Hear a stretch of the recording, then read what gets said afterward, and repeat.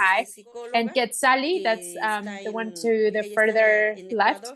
She's in Ecuador. She works for a company called DHL in community projects. And so And this is our church. The Road to Salvation is a place of shelter for migrant families. And here's our information if you want to keep it. And if you need anything, we're here to serve. And if you have questions, you let me know, please. Thank you.